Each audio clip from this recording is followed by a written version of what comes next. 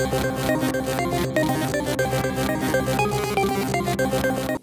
मैं विष्णु शर्मा आपको बताने जा रहा हूँ सुपर 30 से जुड़ी एक बड़ी दिलचस्प खबर। सुपर 30 का विवाद तो आपने सुना होगा, उसमें थोड़ा सा आगे जाते हैं। ऋतिक रोशन पर जब ये बात पहुंचती है तब क्या होता है। ऋतिक रोशन कैंप से एक बड़ी दिलचस्प जानकारी आई है जो मैं आपको बताने जा रहा हूँ। उसके साथ बताऊंगा सुपर 30 का विवाद हुआ क्या, बहुत शॉर्ट में बताऊंगा कैसे ऋतिक रोशन अभी पिछले कुछ लगभग 15-20 दिन से बाहर थे, ग्रीस में घूम रहे थे, तमाम सारे यूरोपियन कंट्रीज, ऐसी जगह जहां एडवेंचर गेम्स होते हैं, कुछ पार्क्स हैं उस तरह के, ग्लेशियर्स तक पे गए अपने दोनों बच्चों के साथ, दोनों बेटों के साथ। वो लगातार ऐसे एडवेंचर टूर कर रहे थे और कई बार उन्होंने ये इंस्टाग्राम पे फोटो वीडियोस पोस्ट करे उनके। उन्हें 2 खबर आई उस वक्त वहां उनके पास, उनके जो स्टाफ के ने खबर दी बॉम्बे से कि ये 2 नेगेटिव खबर है आपके बारे में। एक ये कि एक तो सुपर 30 के जो आनंद कुमार हैं उनके ऊपर तमाम सारे आरोप लगे हैं पटना में कि कैसे वो जितने उनके स्टूडेंट्स पास होते हैं उनको दिखाते नहीं है, कैसे वो दूसरी कोचिंग चला रहे हैं और तमाम सारे कैसे उन्होंने प्लॉट्स इतने खरीदे हैं और इतनी नाम प्रॉपर्टी उन्होंने बना ली है कि कोई प्लॉट किसी के नाम है, कोई प्लॉट किसी के नाम है, उनके फैमिली मेंबर्स के नाम। तो जब उनके पास ये पहुंचा पहली खबर तो उन्हें ये सलाह दी गई और उन्हें खुद भी लगा कि फिल्म जो है विवादों से उठती है तो इसमें आप खामोश रहिए, ऋतिक रोशन खामोश रहे कि क्योंकि उन्हें लगा कि फिल्म 25 जनवरी को 2019 में रिलीज होने जा रही है। विकास बहल की फिल्म है रिलीज, ऐसे में इस तरह की खबरें आएंगी तो फिल्म को फायदा होता ही है, कंट्रोवर्सी से फायदा।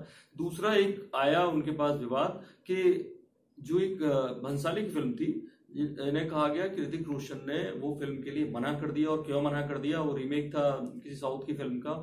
और जब ये खबर आई तो ऋतिक रोशन तुरंत एक्टिव हुए और फौरन उन्होंने ट्विटर पे लिखा और उस खबर को उन्होंने शेयर किया और उसके बाद लिखा कि ये ऑनेस्ट गलती है या फाल्स जर्नलिज्म है। बेसिकली बुराई कर रहे थे, मीडिया पर अटैक कर रहे थे कि कैसे उन्होंने ये गलत खबर छापी है और ये उन्होंने जानबूझ के लिखा। लेकिन उन्होंने अभी तक सुपर 30 के बारे में कुछ नहीं लिखा। पहले ये स्ट्रेटजी के तौर पे था, उन्हें लगा ये फिल्म को फायदा देगा, लेकिन अब बिल्कुल उल्टा हो गया है। अब एकदम सन्नाटा छा गया है जहां डायरेक्टर विकास बहल और ऋतिक रोशन संपर्क में जल्दी एक बड़ी मीटिंग करने वाले हैं कि फिल्म का क्या किया जाए। जी हाँ, आप पहले मामला समझ लीजिए, आखिर ये इतना बड़ा मामला बना कैसे कि जो जिस फिल्म को विवादों से फायदा होना था उस फिल्म से नुकसान होने के चांसेस कैसे हो गए। मैं आपको बता दूं, विकास बहल डायरेक्टर हैं, चिल्लर पार्टी और क्वीन जैसी फिल्म डायरेक्ट कर चुके हैं, ऐसी 4 फिल्म डायरेक्ट कर चुके हैं, कई फिल्मों के प्रोड्यूसर रहे और कई जगह वो असिस्टेंट डायरेक्टर रहे कई फिल्मों में।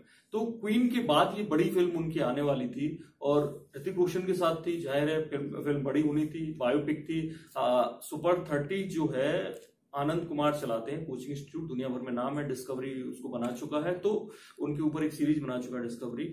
तो ऐसे में वो बायोपिक हिट होनी थी। एक उनका फोटो भी आया जिसमें ऋतिक रोशन कहीं पे पापड़ बेच रहे हैं और बिल्कुल गरीब लड़के की तरह साइकिल पे पापड़ ले जाते दिखाई दे रहे हैं, बेच रहे हैं। तब ये चर्चा में भी आ गया, ये फिल्म सुपरहिट होने वाली है, बिहार बाउंड है और तमाम सारे जो बिहार के और कलाकार हैं, जीशान और पंकज त्रिपाठी जैसे लोग इसमें लिए गए।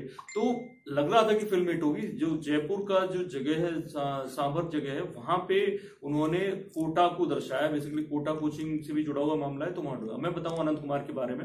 आनंद कुमार ने एक कोचिंग शुरू की थी, क्योंकि इसमें एक और किरदार उसके बारे में बताएंगे जो फिल्म में पता नहीं दिखाया जाएगा नहीं। डीजीपी अभयानंद थे बिहार के और उन्होंने एक कोचिंग इंस्टीट्यूट शुरू किया था इनके साथ मिलकर, आनंद कुमार के साथ 2002 में। बताते हैं आनंद कुमार बहुत ब्रिलियंट थे और किसी वजह से वो बाहर पढ़ नहीं पाए, उन्हें बाहर पढ़ने का मौका था कैम्ब्रिज में, लेकिन पढ़ नहीं पाए, गरीबी थी। हालांकि उनके पिताजी थे वो पोस्टल डिपार्टमेंट में सरकारी क्लर्क थे, लेकिन उन्होंने दावा किया कि उनकी माँ पापड़ बनाती थी और शाम को अर्निंग के लिए एक्स्ट्रा, और वो उन्हें बेचने जाते थे। तो वो सीन जो ऋतिक रोशन की फिल्म का फोटो लीक हुआ वो उसी का था।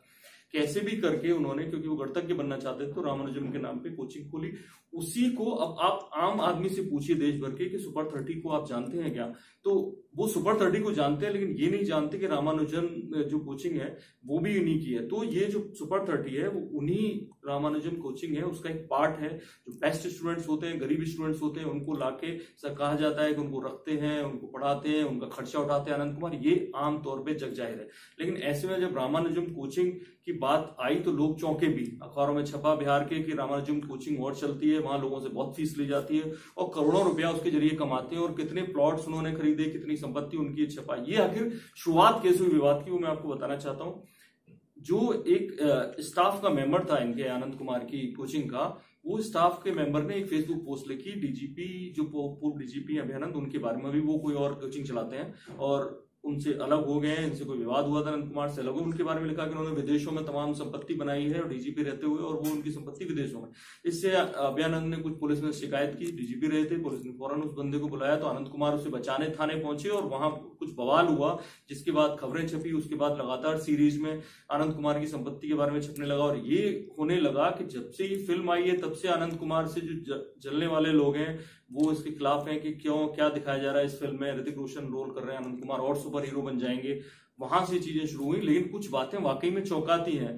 पहला जो गगन नाम के लड़के ने आरोप लगाया, जो उन्हीं की कोचिंग का था, उसने कहा कि जो 26 लड़के 2018 में इनकी सुपर 30 में से पास आउट इन्होंने लिस्ट बताई है, उसकी लिस्ट नहीं दी, और कभी भी लिस्ट नहीं देते। सच है कि आनंद कुमार की हर बार खबर छपती है हर साल के 23, 24, 26, 28 लड़के पास होते हैं सुपर 30 के, लेकिन उनकी लिस्ट कभी नहीं छपती। उसने कहा कि केवल 4 लड़के हैं जिन्होंने इन 4 लड़कों के नाम दिए अनंत कुमार ने, जिनमें से केवल एक था जिसने शुरू से एंड तक पढ़ाई की, बाकी 2 थे जो ऑलरेडी फाइनल जो मेंस था उसे पास करके आए थे, वो एडवांस के लिए पढ़ने आए थे यहाँ पर, और चौथा तो कोटा में ही पढ़ता था।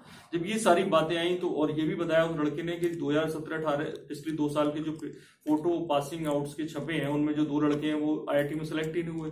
ऐसे उन्होंने कई बताया कि तो लिस्ट पूरी नहीं होती। दूसरे को जो भी लड़का आता है सुपर 30 का नाम सुन के, उसको रामानुजम कोचिंग में भेज दिया जाता है कि आप पहले वो एडमिशन लीजिए, वहां पूरा पेमेंट करिए, और उसके बाद अगर आप अच्छे होंगे तो वहां से छाट के लाए जाएंगे।